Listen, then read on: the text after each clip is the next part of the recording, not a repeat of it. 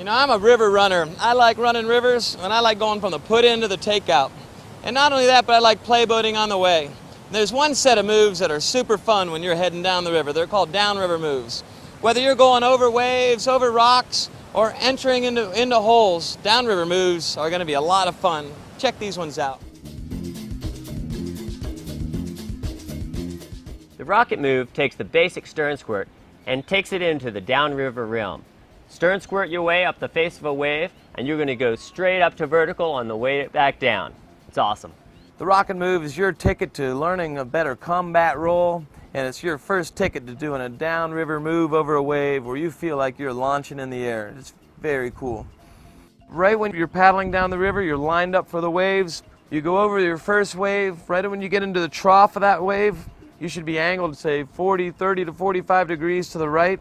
This time you're going to use a left stern squirt stroke, and you're going to squirt the stern right under you. It's going to be a lot easier to squirt the stern under in the trough of the wave than it is in flat water. You're going to squirt it right under you, you're going to launch right off the top of the wave.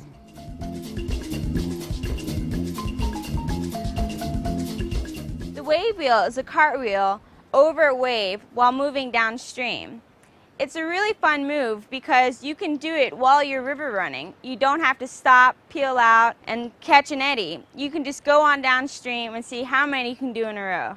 The next downriver move, again, was one of those advanced moves not too long ago, back when boats were a little bit longer and harder to cartwheel. Before flatwater cartwheels, this move, called the wave wheel, was almost impossible. Well, the good news is boats are shorter and wave wheels have become easy, and they're now up to you to be a basic playboating move. The wave wheel is nothing other than a cartwheel downstream over waves.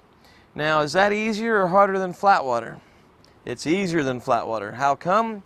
Because when you go over the top of a wave, you've got air and space behind the wave, and you're initiating your bow into the air instead of through water. And air is easier to put the bow through than water is. So if you can get the timing right, the wave wheel is going to be super easy for you. Your technique is simple. You're going to paddle straight down through a wave train. What you're looking for are waves that are completely green with no break on them at all. The timing is key here. The timing that you're looking for before you do your bow initiation stroke is for your rear end to pass the peak of the wave. Right when your rear end passes the peak of the wave, at that moment you're free floating for just a second. And it's at that moment you want to do your bow initiation stroke, otherwise known as your double pump, and throw the bow down. Now, unlike the double pump, you do not need to lift the hammer up. The wave does that for you. When you're going up the wave, just like with the rocket move, the bow is naturally going to go up in the air. So you've already got the hammer set. All you need to do is throw the hammer down through the air. Now, one of the easiest ways to make sure that you have your timing right, when you're paddling into the wave, as you're going up the wave, you're going to take one last forward stroke up the face of the wave that you want to wave wheel off of.